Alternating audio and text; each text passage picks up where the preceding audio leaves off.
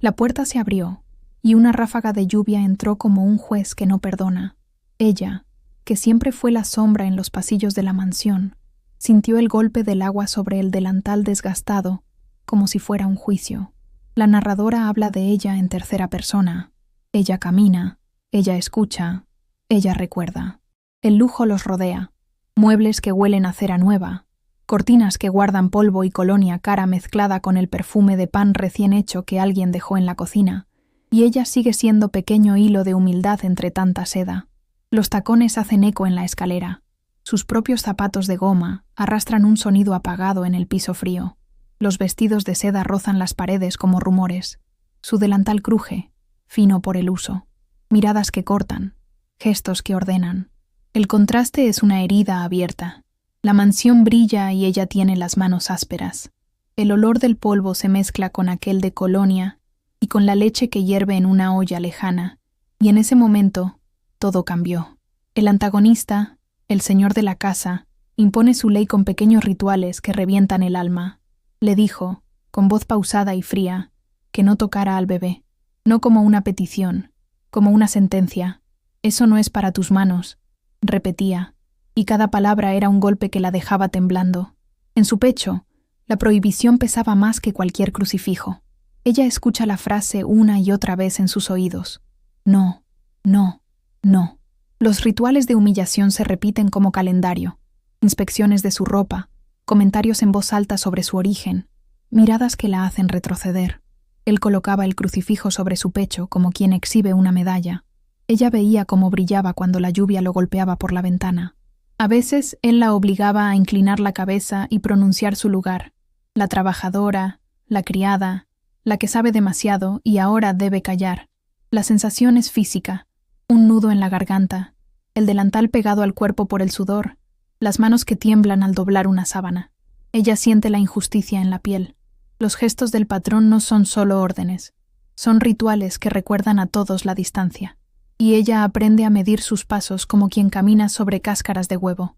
Las vecinas, ese coro que siempre aparece en los muros de una casa grande, son lluvia persistente. Llegan con sus tacones baratos y sus paraguas rotos, con miradas afiladas y secretos en los bolsillos. Cuchichean como goteras que humedecen la reputación de quien menos puede defenderse. La chica no debe acercarse al niño, dicen unas, y otras repiten la prohibición como si fuera una lección de catecismo. El rumor se expande. La lluvia que cae sobre la mansión parece traer consigo las voces de la calle. Ellas se acercan en grupos, comentaristas de toda desgracia, y su murmullo es una lluvia fina que cala. En el patio, bajo la lluvia, una de las vecinas deja caer una palabra como si fuera una moneda. Sospecha. Y la sospecha moja la ropa de la narradora. La lluvia aparece como purificación y acusación a la vez. Limpia y señala. Ella observa desde la distancia, recoge las palabras como quien recoge cristales, y siente que su nombre se encharca en los labios de todos. Un niño, vecino cercano, dibuja con tiza en la vereda, líneas que nadie mira, líneas que para ella son un mapa. Ese niño, con manos pequeñas, dibuja la verdad en silencio. Sus trazos son testigos que pocos se atreven a ver. Los símbolos regresan como marcos. El crucifijo del patrón pesa en su cuello y en sus actos.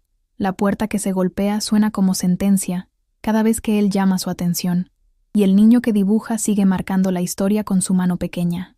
La puerta se cierra de golpe y el eco vibra en las paredes largas. Ella siente cada portazo en la espalda, como si el mundo quisiera empujarla fuera.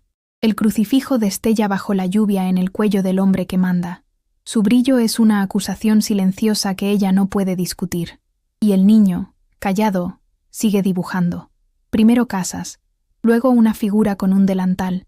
La imagen la atraviesa como un alivio. Alguien ha visto, pero nadie quiere mirar de frente. La crisis se empieza a cocer en la casa como agua que hierve.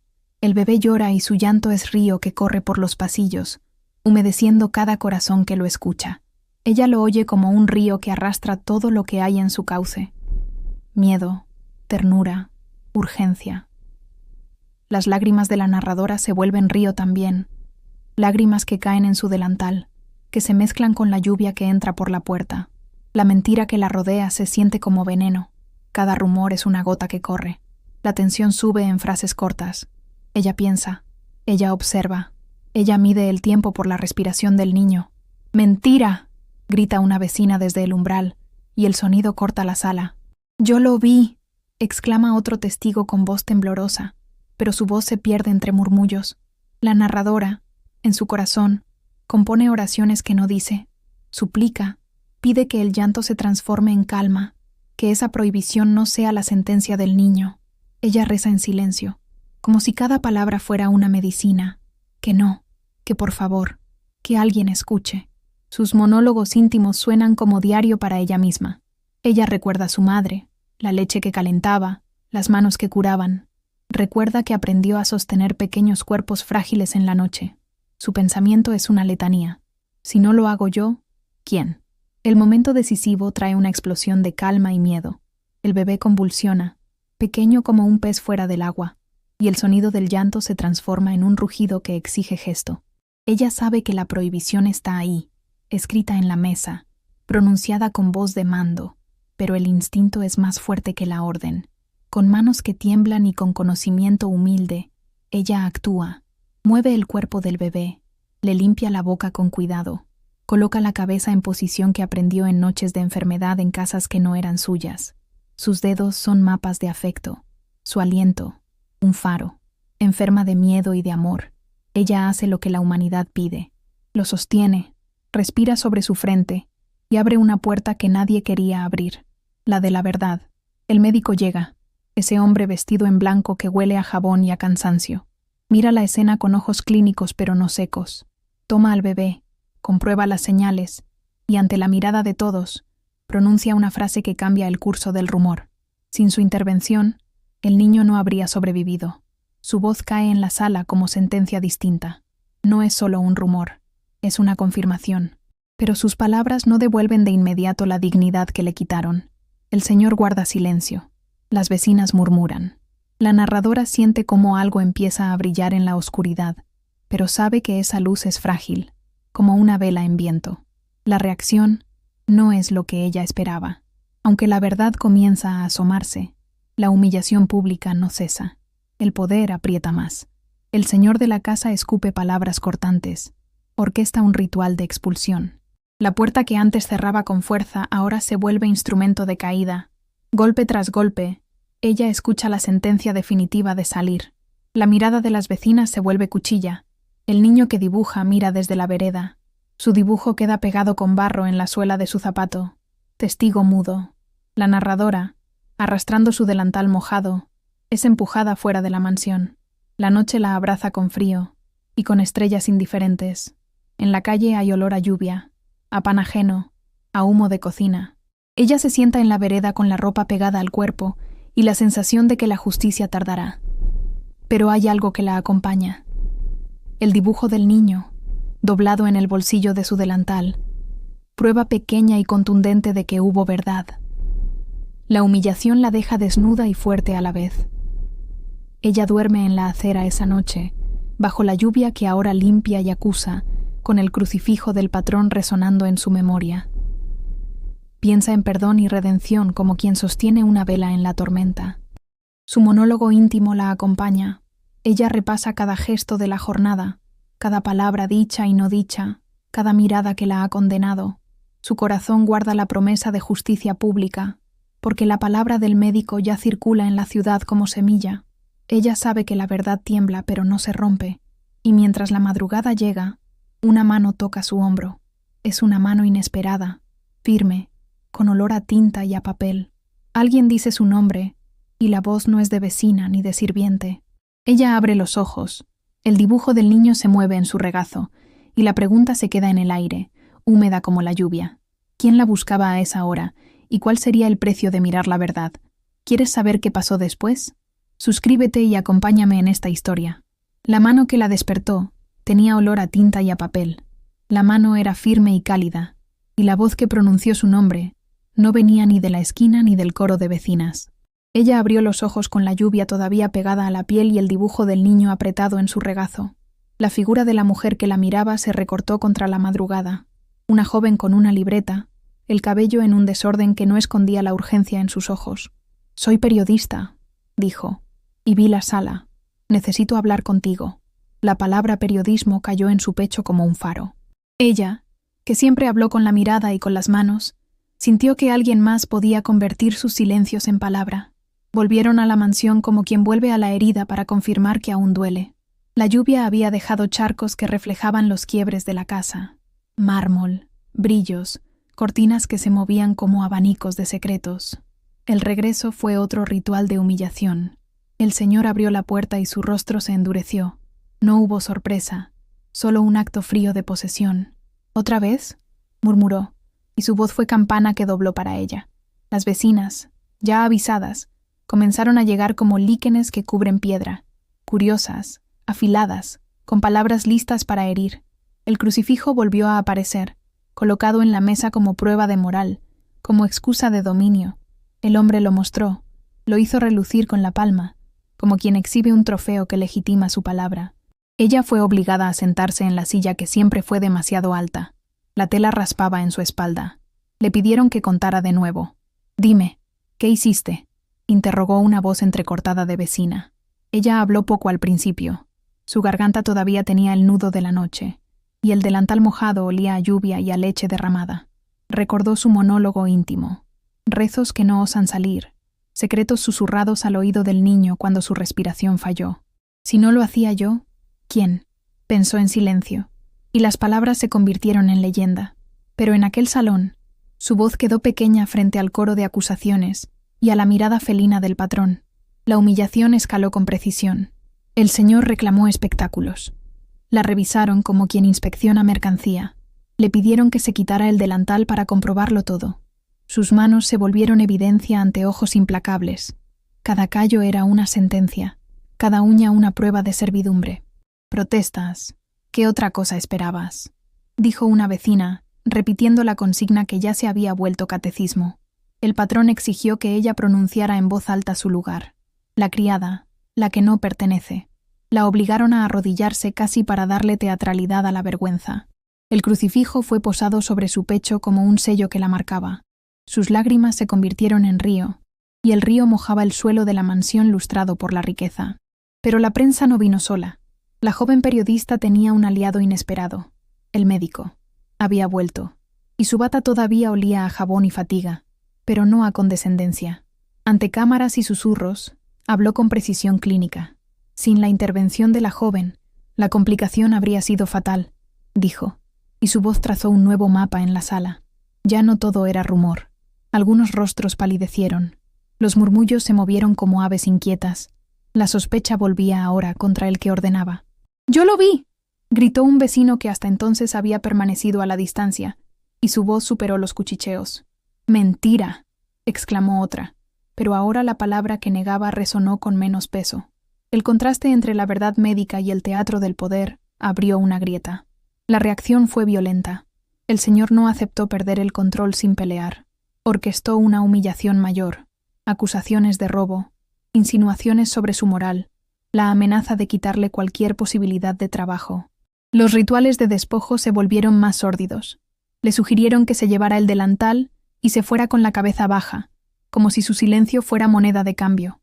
Un vecino, que hasta entonces había permanecido en sombra, alzó la voz a su favor, una voz pequeña, temblorosa, y dijo lo que el niño había dibujado, la figura con delantal en el suelo junto a una puerta.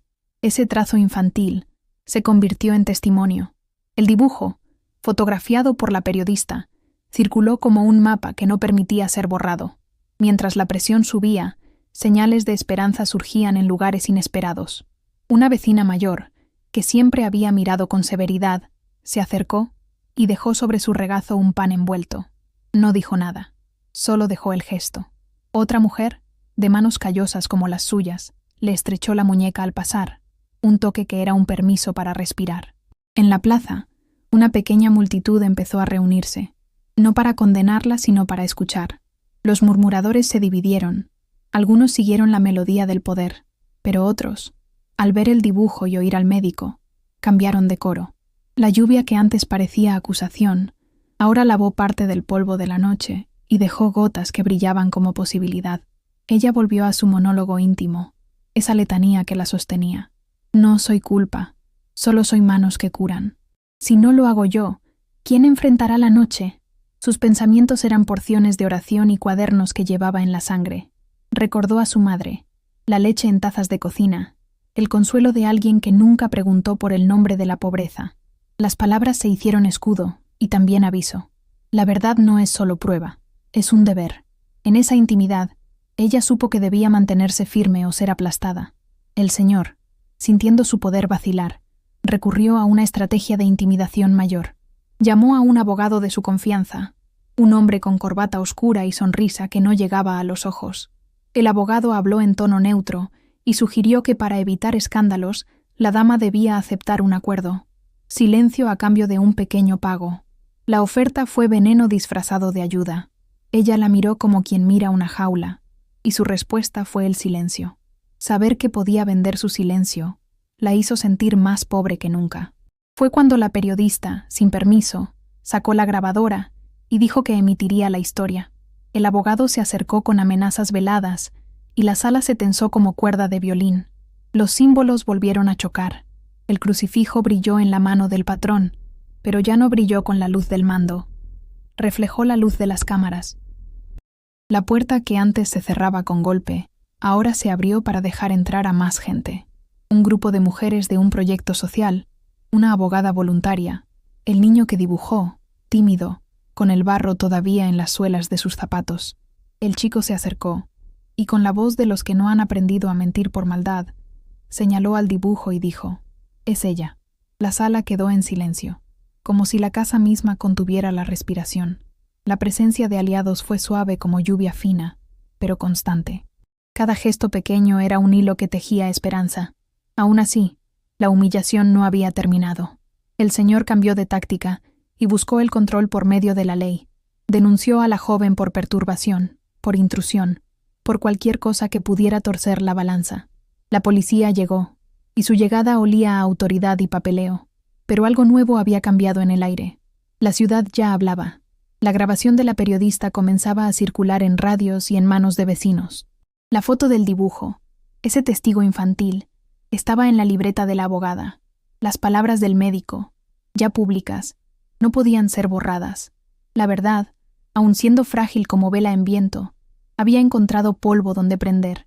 Esa noche, cuando la lluvia volvió y la gente se dispersó dejando pequeños grupos en las esquinas, la narradora pensó en perdón y redención como quien prende una vela en la oscuridad. Se acomodó en un banco bajo un farol que temblaba y volvió a repasar los gestos uno por uno. El toque de la mano de la vecina que dejó pan, la mirada del niño que dibujó, la firmeza de la periodista, la voz del médico. Su corazón guardó la promesa de justicia pública, no como certeza, sino como semilla. Su monólogo íntimo se volvió más audible. La verdad tiembla, pero no se rompe. El delantal seguía húmedo. El dibujo estaba ahora en la cartera de la abogada, protegida bajo una capa de plástico. Las señales de esperanza parecían más sólidas cuando se miraban en conjunto. Y sin embargo, en la penumbra, surgió una sombra nueva, una figura que nadie esperaba. Alguien se acercó de la calle con pasos medidos, con un maletín que olía a cuero y papeles oficiales. Caminó directo hacia ella, y cuando lo hizo, su semblante no era de periodista ni de vecina. Llevaba una placa que relucía con autoridad. Antes de que la narradora pudiera alzar la voz, el hombre se detuvo frente a ella y pronunció una sola frase que hizo que la piel de sus manos se erizara. «Tenemos una orden de allanamiento». El maletín cayó a su lado como una especie de sentencia. La periodista apretó la libreta con fuerza. La abogada miró al policía con desconfianza, y la lluvia pareció detenerse un instante, como si el cielo también contuviera la respiración. ¿Quién había firmado esa orden? ¿Iba a usarse para exponerla aún más, para arrancarle lo poco que le quedaba, o sería la llave que abriría una verdad mayor? La pregunta quedó suspendida en el aire, entre el ruido de las gotas. ¿Quién traía esa orden? ¿Y qué buscarían dentro de la casa? Y dentro de su pasado, si la puerta se abría ahora. La lluvia dejó de caer por un instante, como si el mundo contuviera la respiración para escuchar lo que iba a suceder. Ella sintió el frío del pavimento en la espalda y la humedad pegada a la piel, pero sobre todo, sintió el peso de la mano que la había tocado, la mano del hombre con placa. que ya no era un extraño sino una orden en movimiento. La libreta de la periodista vibró en su regazo como un corazón que no quiere callar. El maletín del policía cayó con un golpe seco, metálico, que resonó como una sentencia. La voz del hombre fue corta y oficial. Tenían una orden de allanamiento. Ella sintió cómo el aire le faltaba, su último refugio, la posibilidad de que la verdad pudiera salir a la luz. Tembló.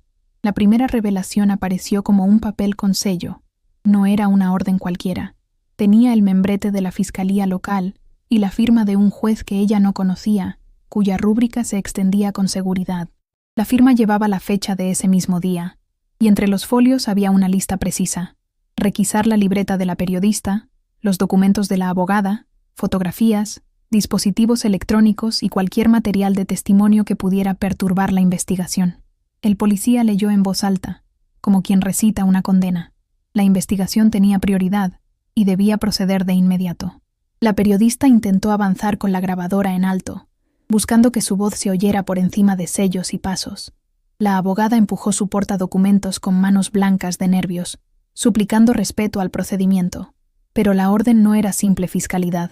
Había una nota manuscrita al margen que decía, con tinta apretada: prioridad, proteger reputación del hogar. Ella vio la palabra, y el mundo se le volvió pequeño. La sospecha se instaló como un insecto en la piel. ¿Quién, en la ciudad, podía pedir con tanta urgencia la protección de una mansión? El nombre del patrón no figuraba en la página, pero la nota escrita al margen olía a sus manos. Trazos controladores, tinta como voz firme. Ella recordó la manera en que él había exhibido el crucifijo, la voz pausada que no pedía, ordenaba. Recordó cómo las vecinas repetían la prohibición como un catecismo. El documento, con su sello oficial, hablaba de legalidad, la letra al margen hablaba de poder, y entonces la verdad se volvió extraña. La ley estaba al servicio del brillo del mármol. La entrada en la mansión fue una comedia macabra de luces y cámaras. Alguien encendió el flash por puro instinto, y el foco golpeó su delantal húmedo como si quisiera marcarlo para siempre. Los policías caminaron con la seguridad de quien tiene poder, y 30 caras miraron como si la casa fuera un teatro, donde ella era la actriz obligada a representar la culpa. La periodista alzó la voz, y dijo su nombre en voz alta. Presentó su acreditación. Ofreció su grabadora que ya emanaba un zumbido de electricidad. La abogada, más fría ahora, pidió ver la orden por segunda vez. Buscó fallas. Apeló a la duda. No bastó. Uno de los oficiales, de ojos duros como piedras, abrió la puerta del cuarto donde ella había dejado la mochila de la que nadie quería saber. En su bolsillo plegado estaba el dibujo del niño, todavía con barro pegado en el borde, y allí también descansaba la fotografía que el médico había permitido a la periodista tomar. Una imagen borrosa, pero clara en su intención, del niño en la cuna y de ella secándole la boca. El policía con prisa metió la mano en el bolsillo y sacó el dibujo. Lo sostuvo con guantes como si fuera un arma o una reliquia. La figura infantil, una casa, un sol mal dibujado y una mujer con delantal, quedó expuesta sobre la palma blanca. Un murmullo corrió como electricidad por la sala. La periodista protestó. «Era una prueba», exclamó, y la abogada demandó que no se destruyeran las pruebas. Pero el policía dijo que se trataba de material no autorizado y lo colocó entre los papeles incautados. En minutos, la libreta de notas, el teléfono, la cámara y hasta la pequeña caja con las cartas de su madre fueron requisadas. Ella vio cómo sus posesiones, sus pruebas, su verdad, eran catalogadas como evidencia y movidas, con cuidado criminal, a una bolsita plástica. La reviravolta que agravó la injusticia fue doble y rápida. Primero, alguien, una voz que sonó como la del abogado del patrón, presentó una denuncia formal y urgente, donde se afirmaba que la joven había sustraído un objeto de valor del cuarto del bebé, un pequeño relicario de plata con la foto del linaje de la familia. El relicario, según la denuncia, había desaparecido la noche anterior, y había cámaras de seguridad que, según se dijo, mostraban a una figura entrando al cuarto. La acusación estaba tejida con palabras que parecían algodones, suaves pero con alambre adentro. Posible hurto con intención de sacar información, rezaba la denuncia. Segundo, Y más cruel, la policía encontró, durante un registro superficial en su mochila, una vieja libreta con nombres y direcciones que ella había anotado años atrás. Nombres de personas para las que había trabajado. Números recogidos entre platos y leche fría. Aquella libreta fue presentada como registro de actividad sospechosa. Lo que era memoria de trabajo se convirtió en expediente criminal. La sala se cerró como una trampa.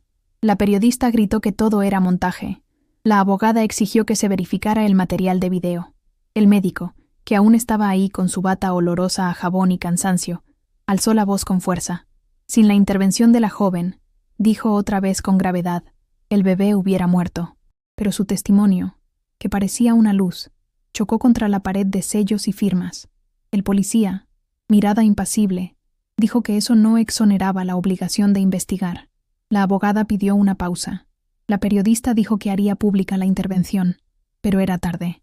Un hombre con uniforme de fiscalía tomó la lista de objetos requisados y mencionó, con la frialdad de quien lee un inventario, que la joven sería detenida para asegurar su comparecencia.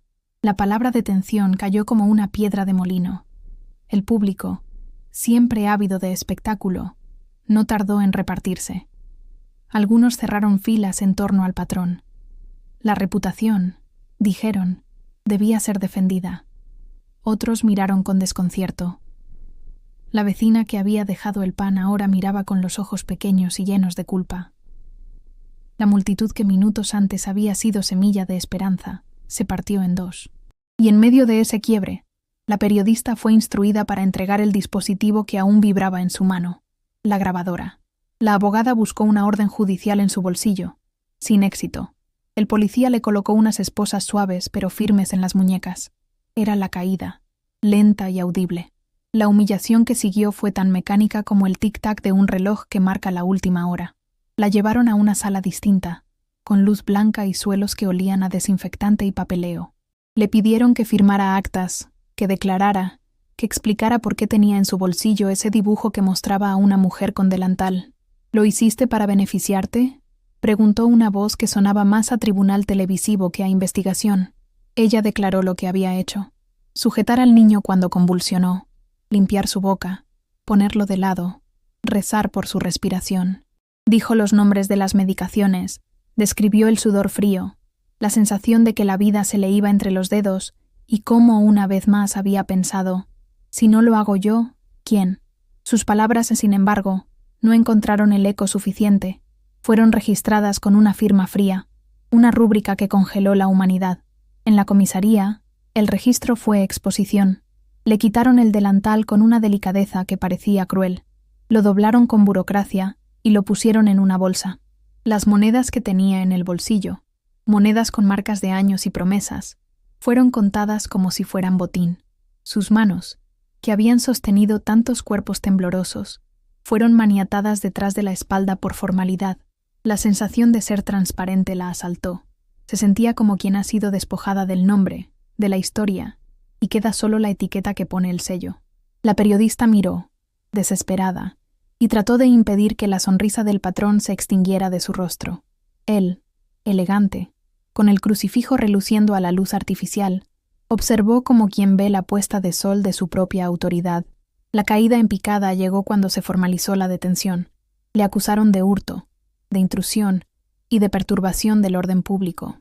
Las cámaras que supuestamente la habrían mostrado fueron presentadas por el abogado del patrón, según él, copias limadas por técnicos, y se afirmó que la figura con delantal era señal inequívoca. La abogada pidió pruebas, mencionó la intervención médica, mostró la foto del niño en la cama con su mano limpia en la mejilla.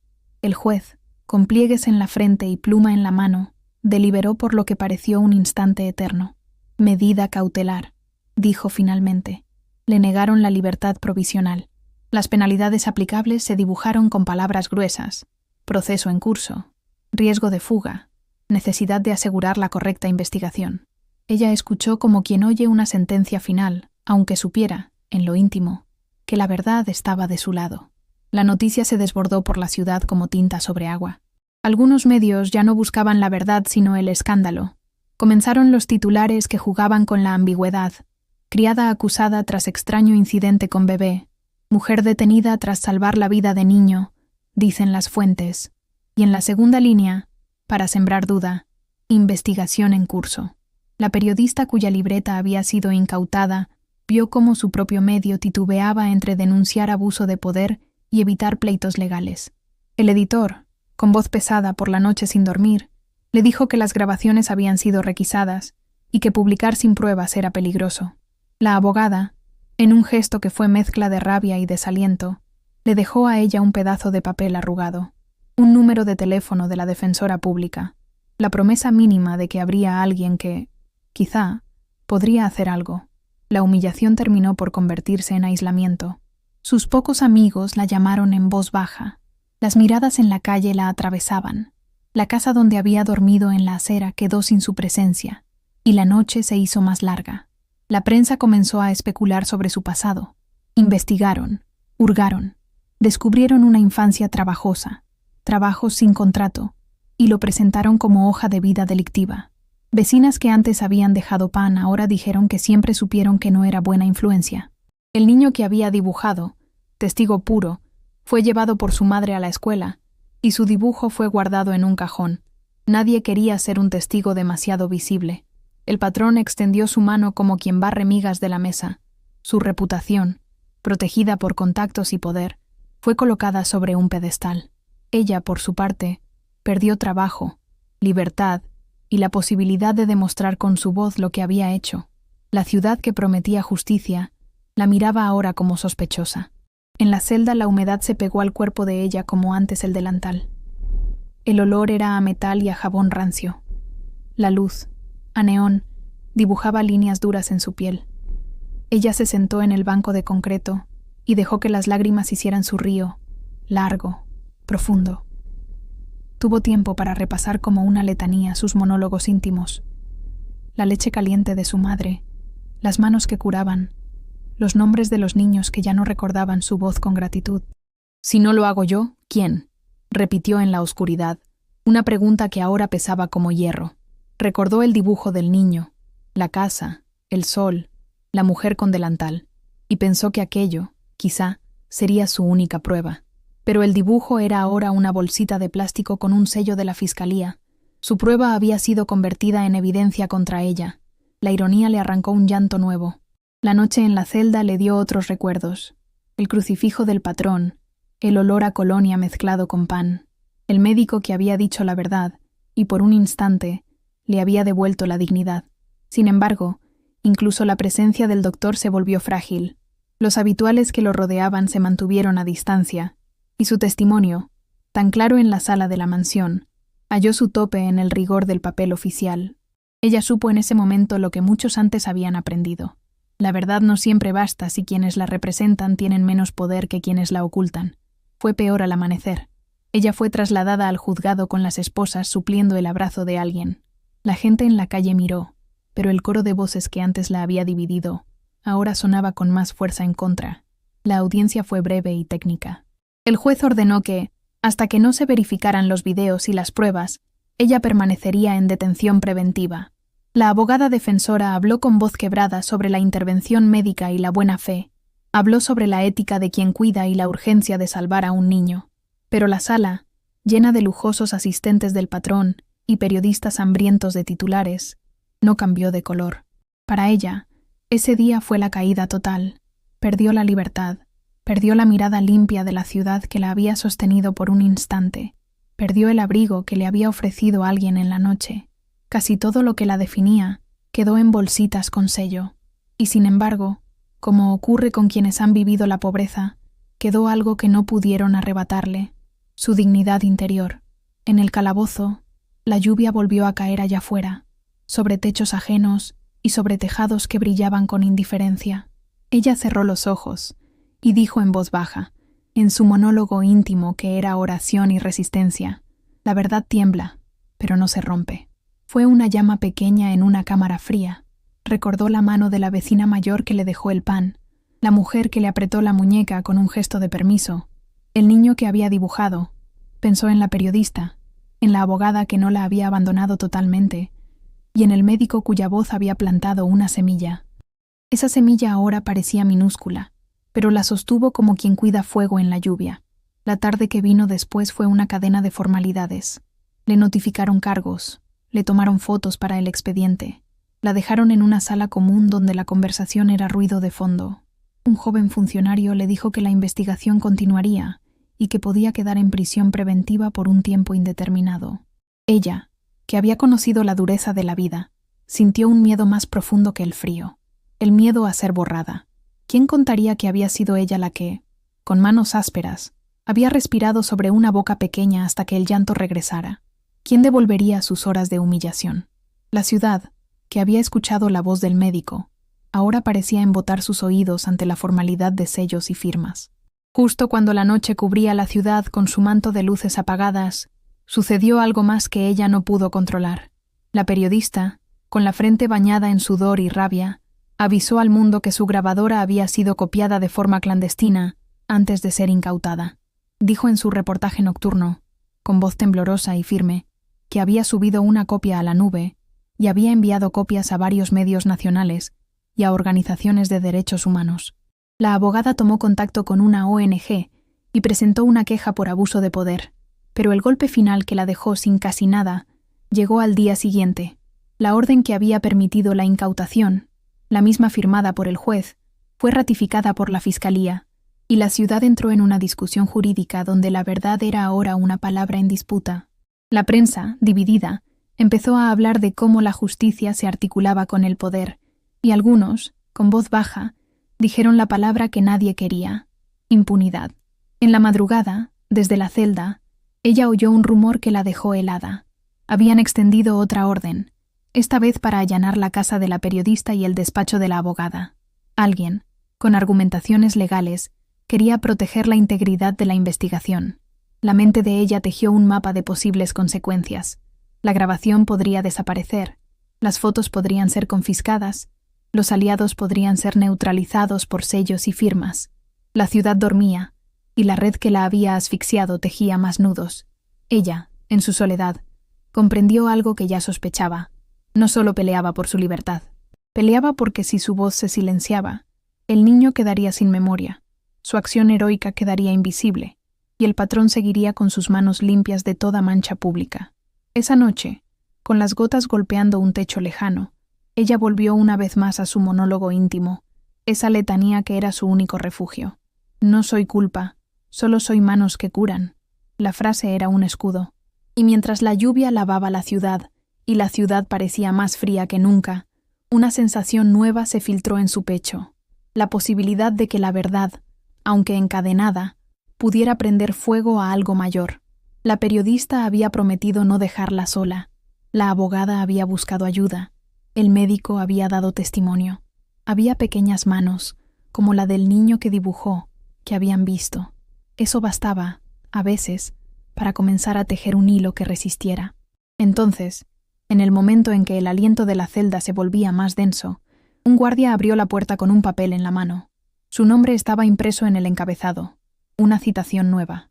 Se le comunicó que debía presentarse al juzgado en 2 días, para una audiencia en la que se discutiría la legalidad de la orden que la mantenía detenida.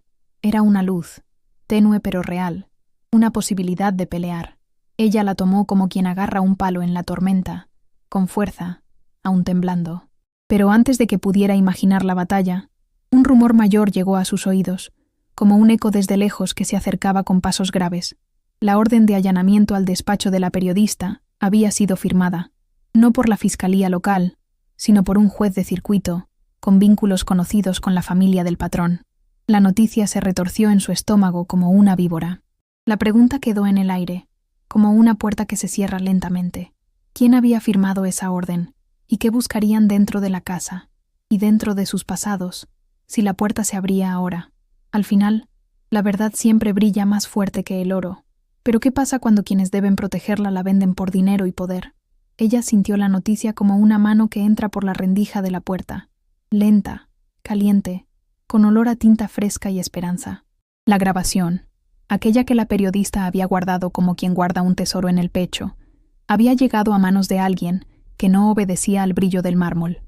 Una ONG de derechos humanos, una red de periodistas independientes y una abogada de una ciudad vecina se unieron en una voz que ella no había conocido antes.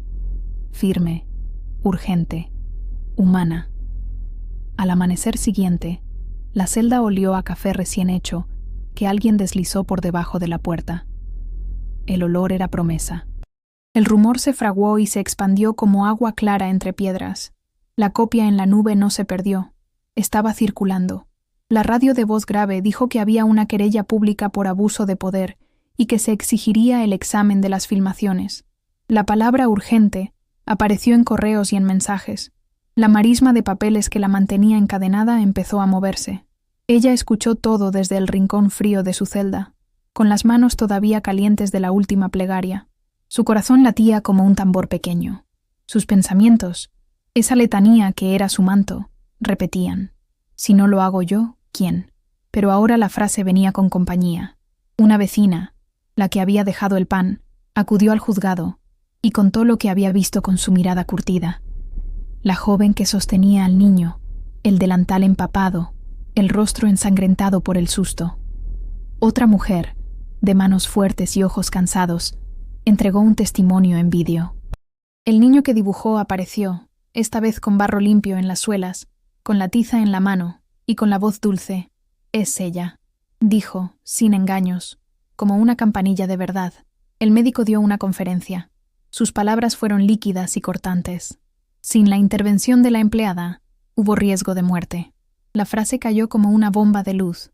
La prensa, esa bestia que puede devorar o salvar, empezó a morder el hilo. La grabación circuló como espejismo. No era perfecta, decía la abogada, pero era suficiente para sembrar dudas. Las redes ardieron con indignación. Gente que nunca la conoció lloró por ella. Un coro de voces pequeñas, de manos que no tenían oro pero sí palabra, se alzó y la llamó por nombre, como si el nombre pudiera darle de nuevo una cara ante el mundo. En la cárcel, el sonido llegó como brisa. Gritos de apoyo, cantos leves, el coro de quienes creen en la justicia. La esperanza bruñó un poco su alma, pero justo cuando la luz parecía entrar por la rendija, la sombra movió un dedo más fino y venenoso. El antagonista no era hombre de perder sin luchar. La mansión le había enseñado que el poder se usa para moldear la verdad. Un abogado de corbata oscura y sonrisa pequeña empezó a moverse con pasmosa precisión. Desde oficinas pulcras, tiró de hilos que olían a papel enmohecido y cuentas bancarias. La fiscalía local recibió una llamada, una nota, un sobre con membrete. El juez de circuito dio instrucciones que olían a metal frío. Nuevas órdenes, nuevos sellos. Aparecieron pruebas que, a primera vista, parecían devastadoras. Una supuesta grabación nocturna que mostraba a alguien entrando al cuarto del bebé. Un inventario firmado que decía que faltaba el relicario de plata. Una lista con direcciones y nombres de trabajadoras que la vinculaba a un supuesto plan de recabar información. Todo fue servido sobre bandeja pulida. Los medios, algunos, repitieron la versión con la fría coreografía de quienes sienten la seguridad de las élites.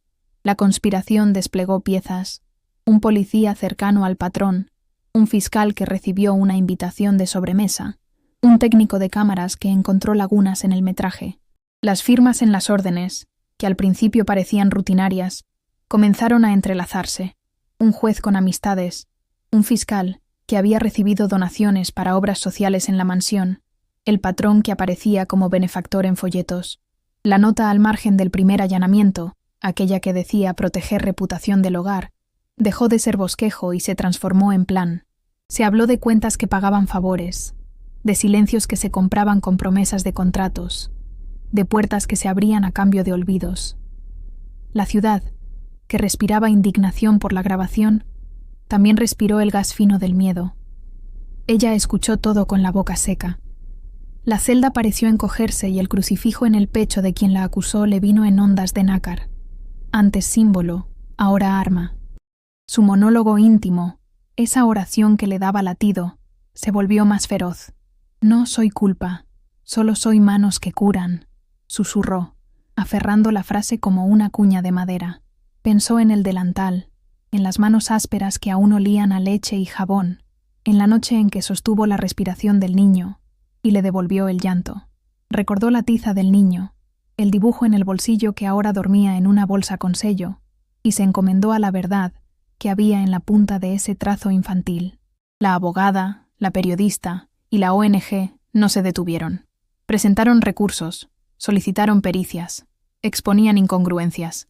Las cámaras tenían cortes, los metadatos estaban alterados, las firmas de las órdenes coincidían con nombres que aparecían vinculados en archivos públicos a la familia del patrón. Llegó un perito en informática con pelo despeinado y ojos de búho que habló de manipulación forense. Dijo en voz baja y segura que se podía reconstruir el archivo original. La palabra manipulación entró en la sala como una daga. En la prensa, algunos titulares cambiaron de matiz. Posible manipulación en caso de la empleada.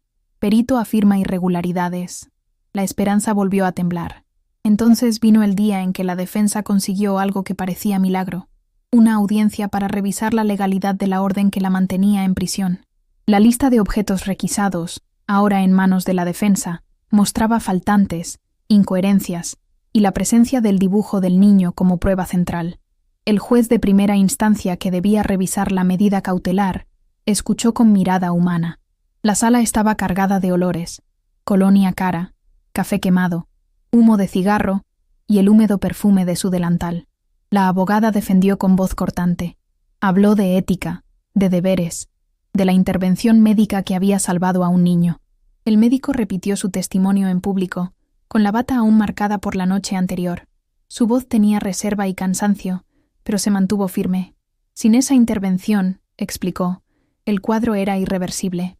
Por un instante, pareció que la balanza se inclinaba. El juez escuchó. Las voces del público, ahora divididas, murmuraron.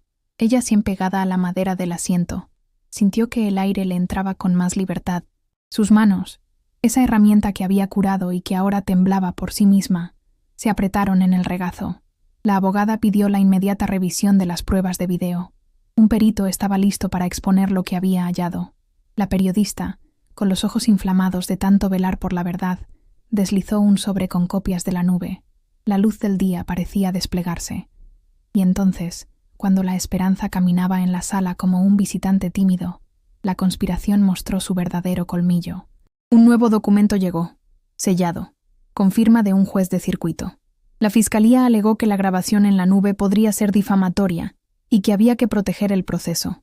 La orden impedía la difusión masiva de la copia y limitaba la pericia pública. Además, solicitaba la incautación de equipos de la defensa, bajo la premisa de preservación de integridad de pruebas. Fue un golpe doble. Frenaba la prueba que la defendía y, al mismo tiempo, legitimaba la incautación de los instrumentos que podrían demostrar la manipulación. Parecía obra mecánica, fría, tecnocrática, pero el sobre tenía más. Entre sus pliegos apareció, escondida, una carta anónima con amenazas veladas contra la periodista y la abogada. Si siguen, pagarán las consecuencias. La sala se enfrió. La estrategia fue clara: desgastar, amedrentar, controlar los tiempos. El patrón y su red buscaban que la verdad se ahogara en procedimientos, que la gente se cansara, que la vida siguiera su curso con el brillo intacto. Las órdenes llegaban con un ritmo de aguja, un sello aquí, un argumento legal allá, siempre con la misma intención: hacer invisible la mano que había salvado una vida. Ella, desde el rincón donde la habían puesto, sintió la traición de la ley como si fuera una llaga. Con todo, hubo gestos que no se pudieron comprar. Vecinas que habían susurrado en la valla, ahora aparecían en grupos para pedir transparencia. Una mujer mayor, que antes solo la miraba desde arriba, llegó al juzgado con el pan envuelto y lo dejó en las manos de la abogada. Por lo menos, dijo sin palabras, y sus ojos hablaron por ella. Un coro de solidaridad se organizó en las calles. Pequeñas pancartas, fogatas de palabras, mensajes en las ventanas. La ciudad empezó a sentir que esta historia no era solo de una criada, sino del tejido mismo que la sostenía.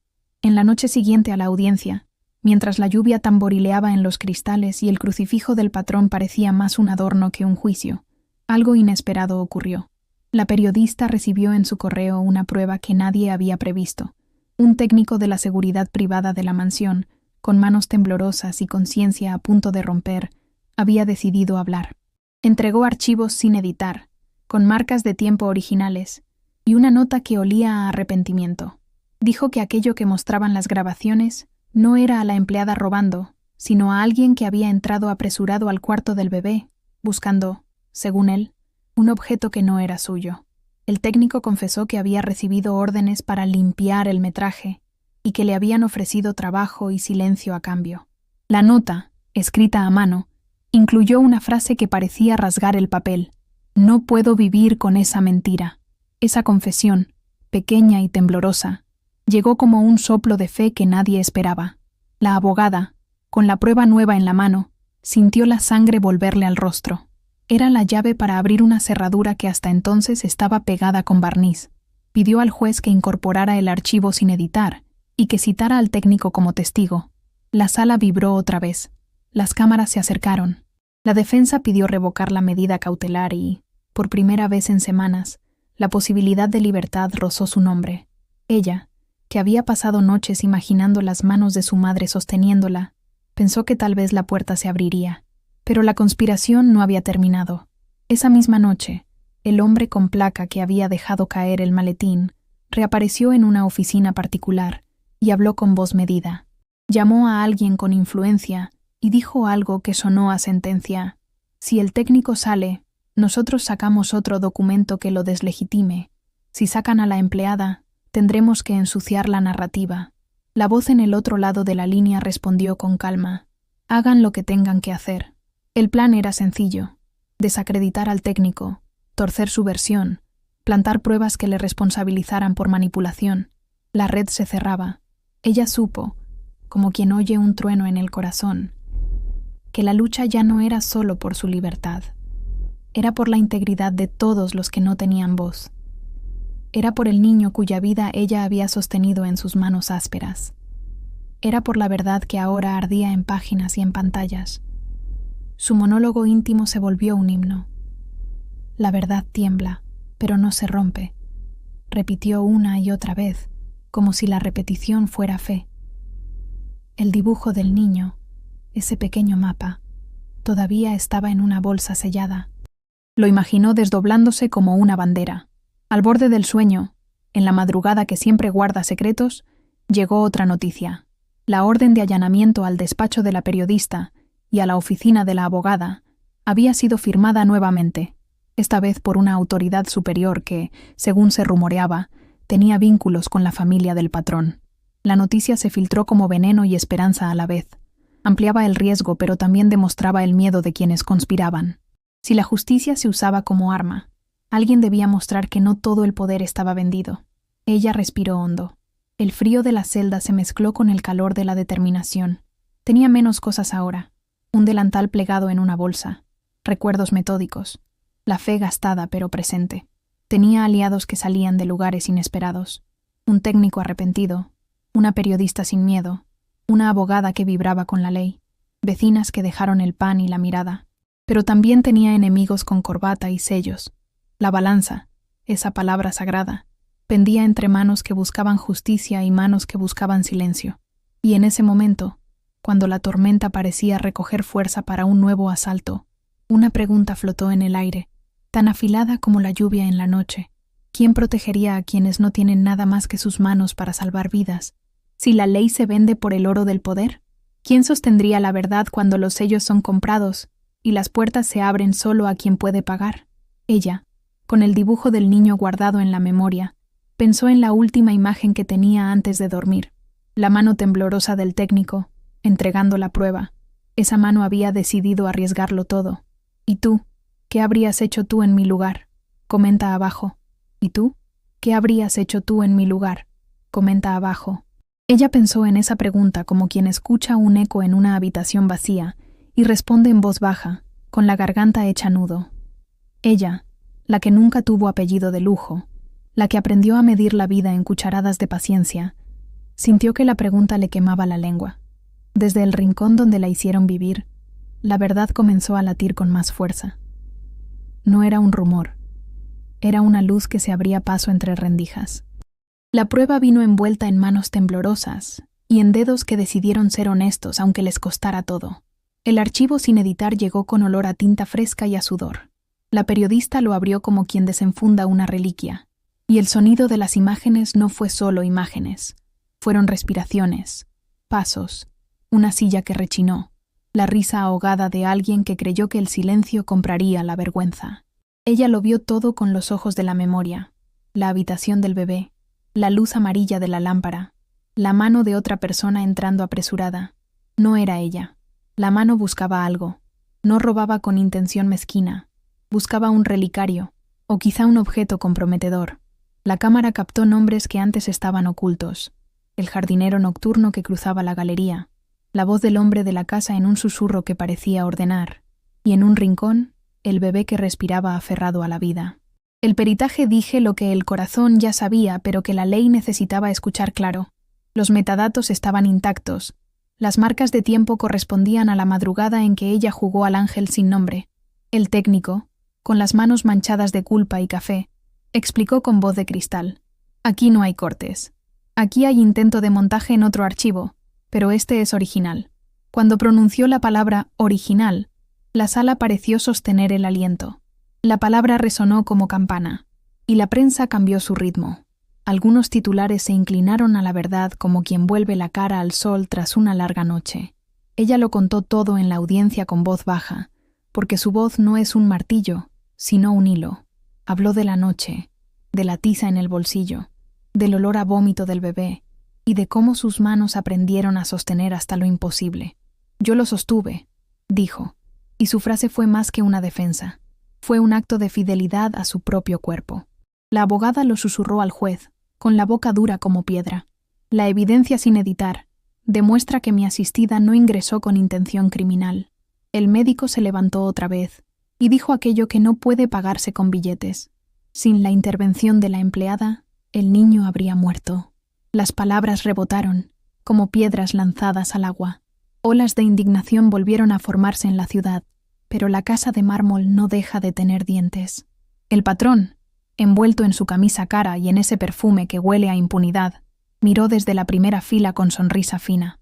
Lo veía ella de reojo, y cada vez que su mirada se posaba en ella, era una lluvia fría de humillación.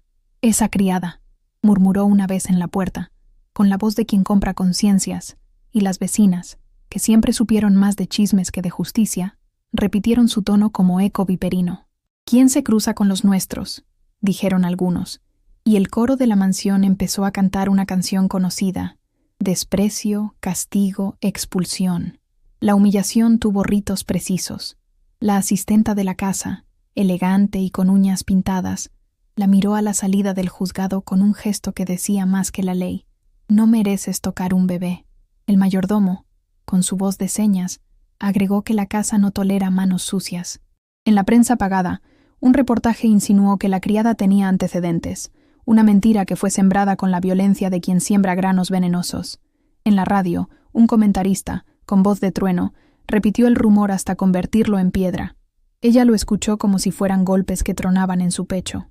Llegó el momento en que la ciudad se partió en dos, quienes miraban con el corazón y quienes miraban con el bolsillo. Las plazas se llenaron de gente con carteles hechos a mano, con dibujos del niño y su tiza, con fogatas pequeñas y hojas que crujían bajo la lluvia. La lluvia, símbolo que nunca la dejó. Siempre que llovía, un olor a tierra mojada la envolvía, y el crucifijo en la sala del patrón, que antes parecía un adorno, parecía inclinarse como si no soportara más la falsedad. Las manos de la anciana que llevaba el pan temblaron cuando dejó una bolsa en la mesa de la abogada. «Por lo menos», dijo sin palabras, y en sus ojos había una sentencia. El enfrentamiento que ella no buscó llegó de la manera más novelesca, en el despacho del juez, en horas en que las persianas parecían guardar secretos. El abogado del patrón, de corbata negra y sonrisa de metal, se levantó con el expediente en la mano y comenzó a hablar con la misma arquitectura venenosa que había montado toda la operación.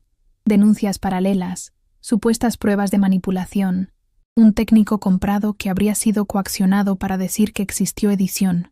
Sus palabras tenían la cadencia de un verdugo que explica el porqué de la cuerda. «Señor juez», dijo, «hay una posible cadena de manipulación. La integridad del proceso está en riesgo».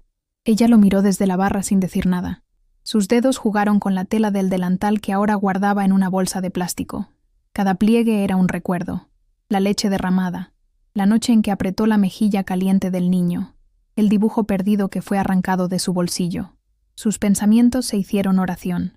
Si no lo hago yo, ¿quién? Una frase que había repetido durante semanas y que ahora necesitaba ser un muro. La abogada solicitó que el técnico que entregó la prueba original declarara en cámara, que se revisaran los archivos y que la sala escuchara el audio íntegro. La prensa contuvo la respiración. Entonces, en un movimiento que cortó el aire como espada, una figura entró por la puerta lateral del juzgado.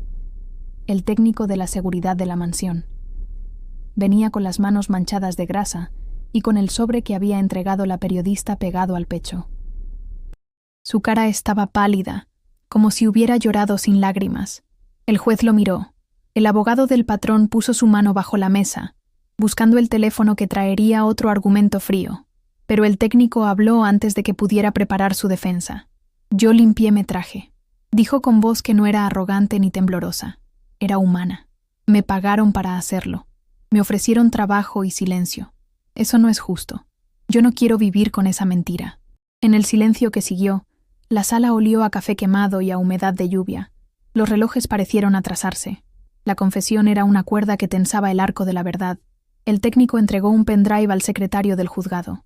En sus dedos temblaron las lágrimas como perlas saladas. Entonces todo se aceleró. La prensa en primera fila, el sonido de cámaras, la abogada que pidió la reproducción inmediata de los archivos originales. Las imágenes brotaron en la pantalla grande, y por primera vez ante la ley, la verdad se mostró en su forma más cruda. Una figura ajena a ella entrando a la habitación del niño, un susurro de órdenes, una mano buscando. En otra escena, alguien que manipula un archivo posterior para incriminarla. «¡Mentira!», exclamó el dueño de la casa, y su voz fue como un azote. «¡Ella es una ladrona!», gritó con la misma violencia con la que había ordenado humillaciones. La abogada del patrón trató de interponer la solicitud de incautación que paralizara la reproducción, pero el juez, por primera vez, titubeó. La ciudad fuera del juzgado, que se había ido llenando con murmullos y paraguas, parecía contener la lluvia en un hilo. Ella se levantó. No planeó hacerlo. Fue un impulso que nació de la necesidad de nombrar lo que había visto con sus manos. Cruzó la sala como quien camina sobre brasas y se colocó frente al hombre que había gobernado su vergüenza. Lo miró a los ojos y no dijo acusaciones, dijo memoria. «Yo entré a esa habitación para respirar vida», explicó con la voz rota pero firme. «No fui a robar, fui a devolver llanto a ese bebé». Sus palabras golpearon de otra manera. No eran para el juez, ni para la prensa. Eran para el hombre que la había señalado con su cruz. «Yo salvé una vida», dijo, y en ese «salvé» había toda la condena de su humildad. El hombre se levantó como si se viniera abajo su mundo. Su ira fue un animal que mostró las garras. «¿Cómo te atreves?», vociferó, empujándola con una mano que olía a perfume caro y a resentimiento. «Tú apestas a mugre, tú mientes para quedar bien».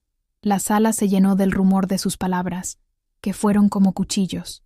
Pero la ciudad afuera ya no compraba silencio tan fácil. Las vecinas, con sus manos arrugadas y sus enfados, comenzaron a corear el nombre de la criada. «Libertad, justicia». Los niños dibujaban la tiza otra vez en las aceras. En ese instante, cuando la tensión era un hilo a punto de romper, alguien del público lanzó un papel al estrado. Era una lista con nombres, un listado de cuentas que vinculaba a la familia del patrón con donaciones a la fiscalía local. El juez y los abogados lo miraron. La prensa se inclinó. Un murmullo recorrió la sala. ¿Sobornos? La palabra voló como humo. El abogado del patrón exigió que esa lista fuera desestimada como calumnia. La abogada de la defensa pidió que se investigara urgentemente. Pudieron verse los rostros tensos de funcionarios que, hasta ese momento, habían dicho que todo era procedimiento. Y entonces, cuando la verdad parecía brotar como un manantial, la mansión movió una última ficha. Un sobre fue dejado en manos del secretario del juzgado. Era una carta anónima con amenazas. Una frase escrita con tinta negra decía: «Si siguen, pagarán las consecuencias». La sala se congeló. Alguien apagó un fuego con el aliento. La abogada abrazó su carpeta como quien protege un niño. La periodista apretó el micrófono como si fuera un amuleto. El técnico que confesó empezó a temblar y se cubrió la cara con las manos. La luz del día se metía por las ventanas, y la lluvia que había comenzado a caer afuera dibujaba líneas en los cristales, como si el cielo llorara por lo que ocurría abajo. La jefe de prensa del patrón, que hasta ese momento había permanecido en la sombra, apareció en la puerta con un teléfono en la mano. Su sonrisa era de hierro. «Tenemos otra prueba», dijo, y mostró un archivo con la cara de un testigo que, según ella, demostraría que el técnico fue pagado para mentir. Su comentario encendió un fuego nuevo. ¿Comprado quién? ¿Quién era la próxima ficha a sacar del tablero? La abogada defendió que se permitiera la verificación de todas las pruebas en público. El juez aceptó, con la advertencia de que la seguridad del salón se reforzaría. La seguridad. Esa palabra se convirtió en una cortina. De pronto, hombres en chaqueta ajustada comenzaron a rondar los pasillos. El técnico, que había llegado buscando expiarse, fue escoltado hacia atrás por dos figuras que no dijeron si eran policía o custodios privados. La periodista los miró con desconfianza, y su grabadora funcionó como testigo. «No lo toquen», murmuró, y su balbuceo fue un juramento. La tensión explotó en un segundo final. La puerta del juzgado se abrió de golpe, y empapado por la lluvia, apareció un hombre con una placa visible. Su chaqueta estaba empapada, y su mirada era de alguien que había decidido atravesar el miedo. «Soy inspector», dijo con voz firme. «Tengo una orden de investigación por interferencia en proceso». Un silencio nuevo cortó el aire. Todos los ojos se volvieron hacia la puerta como si fuera el amanecer. Ella sintió que las ruedas de la justicia, crujientes y oxidadas, empezaban a moverse con la fuerza de lo inevitable. Pero mientras su corazón se inflamaba de esperanza, escuchó, desde el fondo de la sala, una risa baja, la sonrisa del patrón, que no había perdido su calma. Sus ojos buscaron a alguien, encontró al juez y asintió como quien pide tiempo. «Haremos lo necesario», murmuró. La frase no tenía promesa, tenía amenaza. La lluvia afuera golpeó con rabia en los cristales. La tiza del niño todavía existía en la memoria de ella. El dibujo sellado en una bolsa era ahora testigo y bandera. El crucifijo en la sala del patrón parecía inclinarse otra vez, como si supiera que la tormenta no había terminado.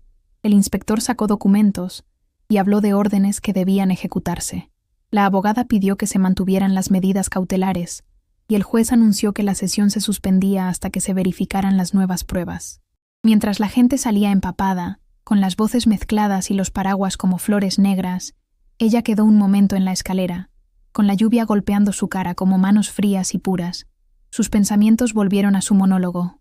«La verdad tiembla, pero no se rompe». Susurró la frase como si fuera un himno, y dejó que la lluvia lavara la humillación de su ropa. En su bolsillo, la tiza imaginaria vibró como una campanilla. En la noche, cuando la ciudad dormía con la cabeza llena de noticias, la abogada recibió una llamada que la dejó helada. Un juez de circuito había ordenado la reapertura de parte de la investigación, y la firma no coincidía con la que todos creían conocer. La voz al otro lado del teléfono dijo palabras que olían a pólvora. «Hay interferencias desde arriba. La familia del patrón tiene conexiones. Estamos recibiendo presión». La abogada colgó y miró la pantalla del celular como quien mira una llama. Afuera, la lluvia no cesaba. Ella cerró los ojos y, por primera vez después de tantas noches, soñó con la mano que le había entregado la prueba. ¿Podría ese gesto salvarlos a todos? ¿Quién protegería a la que confiesa? ¿Quién tendría el valor de quedarse después de que el tablero se volcara? Mientras la ciudad se partía entre quienes querían la verdad y quienes pagaban por el silencio, una sombra se acercó a la ventana del tercer piso del juzgado, la silueta de alguien que no debiera estar ahí. Una luz de teléfono parpadeó. Un mensaje llegó al móvil de la periodista. «Apaguen todo, ahora». Y la pantalla se quedó en negro. La pregunta quedó en el aire, densa, cortante. ¿Quién apagaría la luz primero? ¿La verdad o la fuerza del poder? La pregunta quedó en el aire, densa, cortante. ¿Quién apagaría la luz primero? ¿La verdad o la fuerza del poder? Ella la escuchó como quien oye un trueno en la garganta, con la lluvia golpeando el vidrio como si fueran dedos que apremian. La lluvia sabía todas sus oraciones. El crucifijo de la sala del patrón parecía una rama partida.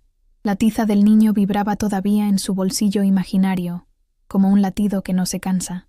Ella siguió siendo ella, la que prepara la leche a oscuras, la que canta bajito para que el bebé no se asuste, la que guarda secretos en el pliegue del delantal, y desde esa piel, desde esa humilde voz interior, contó cada detalle a quien quisiera escuchar. Narró con la lentitud del que pesa la verdad en la palma, los olores, los gestos, las humillaciones. Habló del perfume del patrón que olía a impunidad, del mayordomo que usaba miradas como cuchillos, de la asistenta de uñas pintadas que, cuando la veía, la convertía en objeto de vergüenza. Contó de las vecinas que eran coral de chismes y de las manos que le dejaban pan como quien deja un sacramento. Las cosas empeoraron antes de mejorar. La mansión no perdona los daños a su imagen. El patrón lo sabía y utilizó todo el oro de su mundo para lavar su nombre. Un sobre con sellos, llamadas a horas muertas, órdenes que llegaban con firma prestada. La maquinaria se puso en marcha otra vez. Los rumores se transformaron en órdenes. Ella fue expulsada de la casa con el mismo ritual con que se arroja un mueble viejo. Una bolsa plástica, el delantal doblado, el olor a jabón y a memoria. La puerta se cerró con un golpe que resonó en su espalda como un látigo. La lluvia la recibió en la vereda, fría y cruel, como si el cielo también juzgara. Esa noche durmió en la acera, bajo un mantel de periódico que olía a tinta y a soledad. Las luces del barrio le parecían luciérnagas hostiles. Su cuerpo, acostumbrado a madrugadas y a manos pequeñas, supo lo que era tocar el suelo sin techo, piedras, humedad, el hierro frío de los bancos. Sus lágrimas fueron río. Su boca dijo oraciones cortas como cuchillos. Si no lo hago yo, ¿quién? Si no lo hago yo, ¿quién? La ciudad pasó con sus paraguas, con sus corazones divididos. Algunos la miraron con pena, otros con extrañeza, y algunos ya habían olvidado su nombre. En ese punto más bajo, donde la noche es más negra y el frío entra por los huesos, sucedió lo imposible. Una mano, temblorosa, le tocó la espalda. Era la mujer de la panadería de la esquina. El olor del pan recién hecho se mezcló con el perfume de la noche. No dijo palabras rimbombantes, solo sostuvo su mirada y le puso una porción de pan envuelta en tela. Por lo menos, murmuró con gesto de acero. Eran pequeñas manos las que no compran justicia, pero que pagan con humanidad. Ella aceptó el pan como quien acepta el perdón del mundo. Mientras tanto, la ciudad no estaba en silencio. La periodista no se cansó. La abogada tampoco. Entre llamadas, cafés fríos y noches sin dormir, la red fue atando cabos. El técnico que había limpiado metraje, el mismo que le devolvió las imágenes originales a la prensa, fue desdibujando el mapa de la mentira. Confesó en oficinas donde las paredes parecen tener oídos, contó nombres, horarios, pagos. Sus palabras olían a metal y a culpa. Entregó copias, pendrives, correos que eran mapas de la corrupción. Dijo el nombre de quien había ordenado los ajustes, un gerente de seguridad que llevaba el sello del patrón. Dijo la frase que partió el aire. Me pagaron para ocultar, no para proteger. Y lloró. Las lágrimas le resbalaron por la barba del arrepentido. La abogada presentó lo que tenía como quien presenta un cuerpo que ha sido cubierto de vendas, con solemnidad y furia. Pidió que se reabriera la causa, que se anularan las incautaciones, que la prueba original fuera reproducida en audiencia pública. La sala se llenó de olores encontrados: colonia cara, café amargo, humedad de lluvia y algo que olía a esperanza. El juez, fatigado por papeles y favores, no tuvo más remedio que ceder a la evidencia. Ordenó la audiencia pública, la reproducción en sala, la presencia del técnico y la lectura de correos. El latido de la ciudad se hizo anuncio. El día de la audiencia, la plaza frente al juzgado parecía un mar de paraguas y gorras. La gente llevaba pancartas hechas a mano con tiza dibujada y palabras que ardían. Verdad, justicia, la mano que salva no es delito. Los vecinos, las viejas que dejaban pan, los niños con la tiza en la mano, todos llegaron. Los que antes callaron ahora gritaron. Los que comían del brillo de la mansión sintieron el peso del escarnio y buscaron la sombra. En la sala, el clímax fue una hoguera.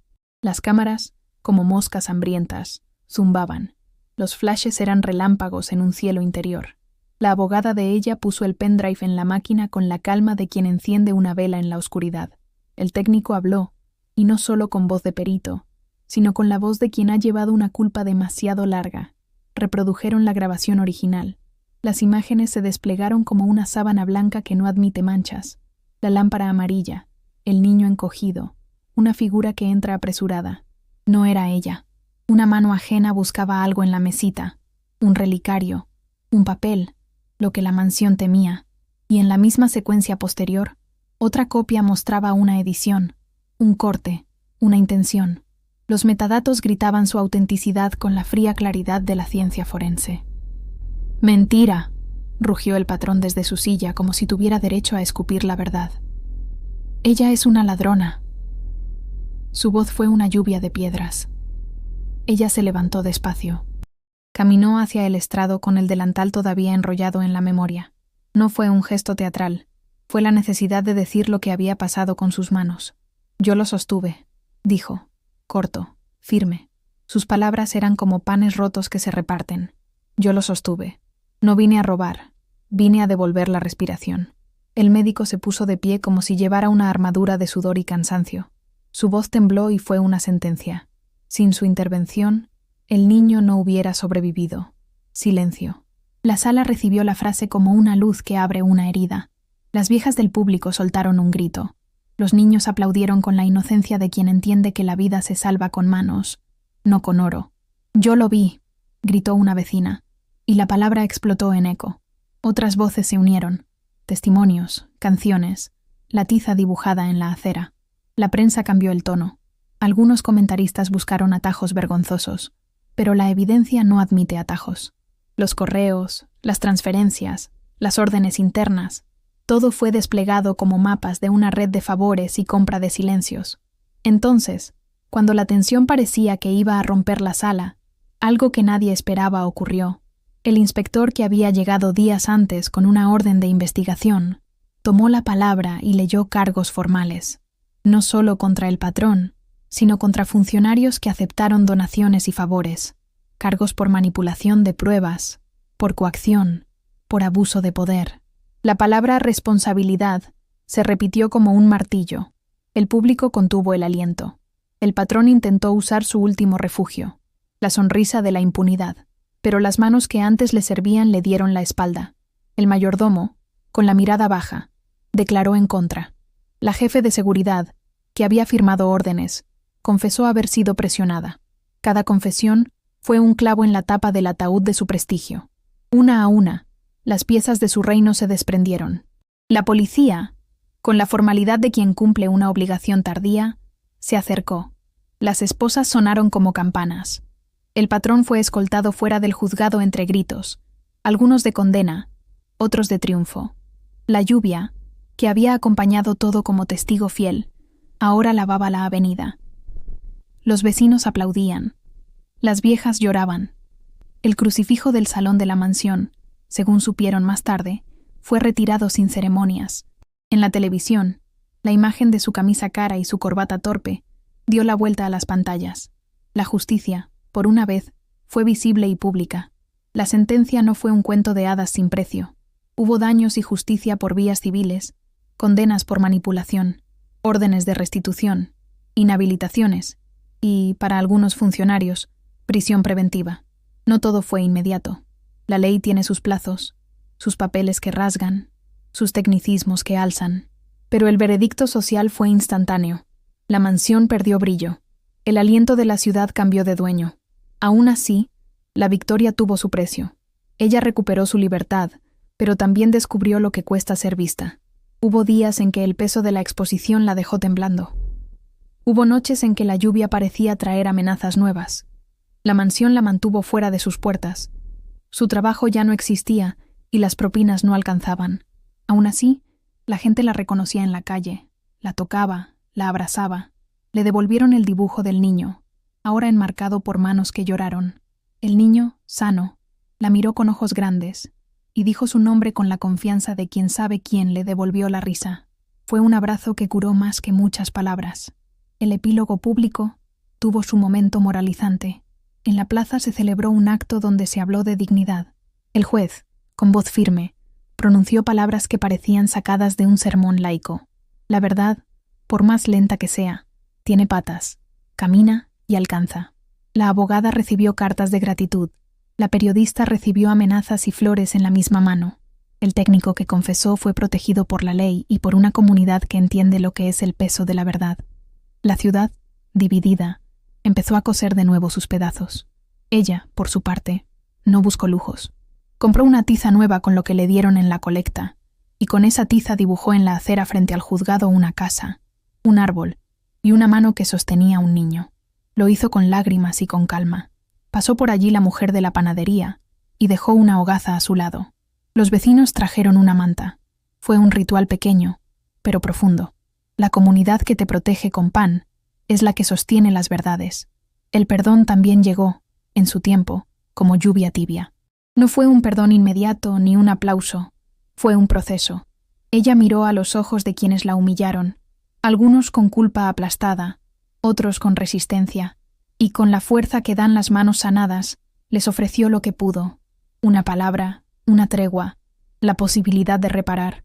«Perdono», dijo una vez en voz baja, como quien abre una puerta que hace tiempo estaba cerrada. No fue total, no fue para todos, pero fue un paso que limpió su propia alma. La justicia había sido pública. El villano fue desenmascarado, y la ciudad recuperó, en parte, su respiración. La frase que cerró el acto en la plaza fue sencilla y dura. Al final, la verdad siempre brilla más fuerte que el oro. La gente la repitió como himno, y sin embargo, en la última escena de esa jornada de luces y sombras, cuando los aplausos morían y las farolas barrían las aceras mojadas, algo hizo que el corazón de ella volviera a quedarse en un latido suspendido. El teléfono de la periodista vibró en su bolso con un mensaje de remitente desconocido, una imagen borrosa de un sobre sellado y una frase corta que heló la sangre de los presentes. «No se conformen, aún queda una puerta abierta arriba». La pantalla se apagó y la lluvia siguió su tamborileo como preludio de una amenaza que todavía no tenía nombre.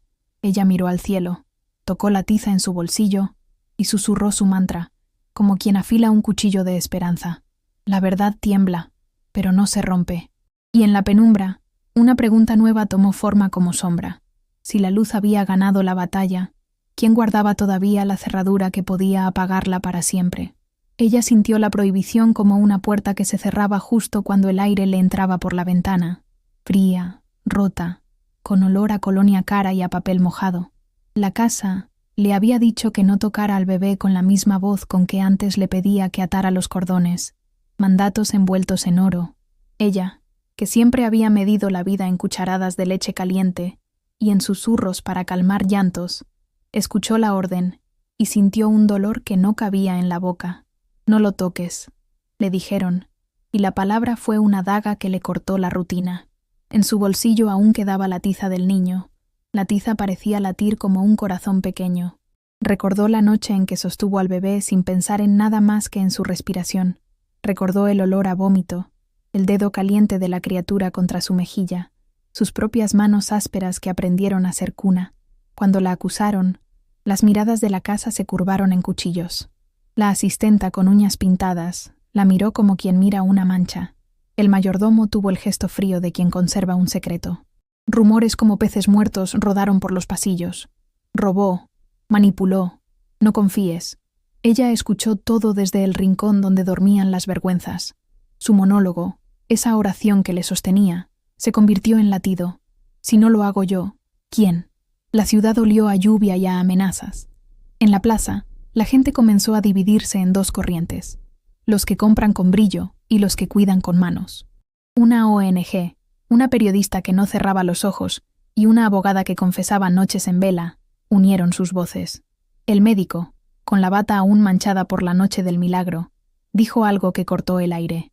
Sin esa intervención, hubo riesgo de muerte. La frase cayó como campana.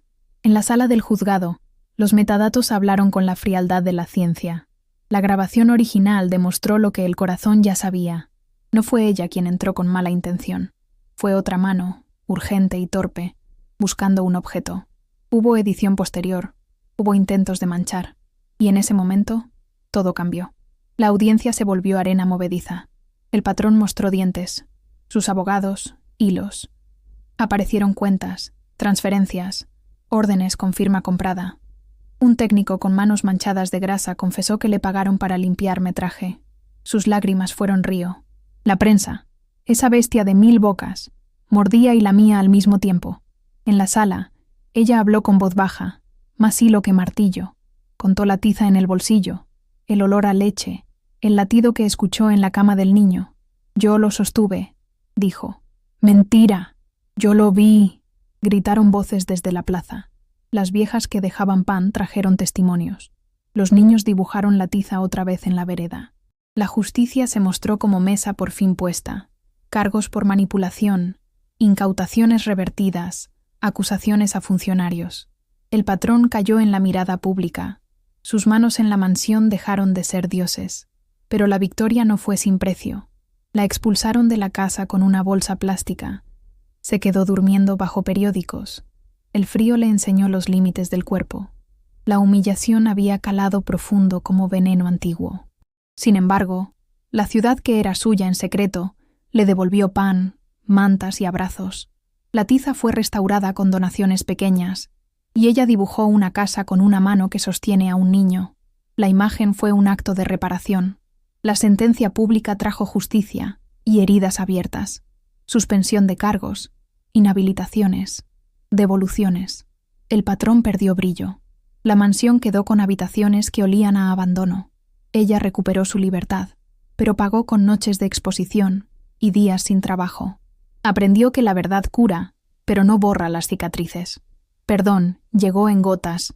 Algunos pidieron disculpas, otros se quedaron mudos.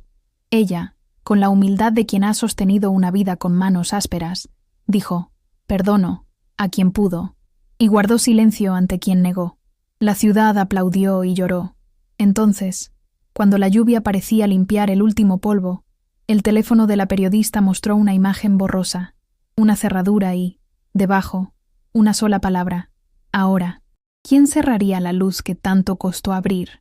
En el epílogo vino la reconstrucción. Ella no pidió palacios. Con la colecta de vecinas compró una tiza nueva, un delantal y un cuaderno donde anotó nombres de quienes le devolvieron el pan. La abogada abrió una pequeña fundación para proteger a quienes cuidan. La periodista publicó un reportaje que cambió procedimientos en juzgados. El técnico arrepentido recibió protección y trabajo honesto. La ciudad aprendió, a golpes, que las manos que salvan no son delito y que comprar la verdad es perder la ciudad entera. La frase que cerró una plaza entera fue sencilla. Al final, la verdad siempre brilla más fuerte que el oro. Ella volvió a dormir bajo techo, con la tiza en el bolsillo y el dibujo del niño enmarcado en la pared de su nueva cocina. Hubo justicia. Hubo perdón. Hubo precio pagado. La moral quedó clara como agua. La verdad tiembla, pero no se rompe, y la comunidad, con pan y palabra, es la guardiana de las manos que salvan. Si esta historia te conmovió, comparte para que más personas la escuchen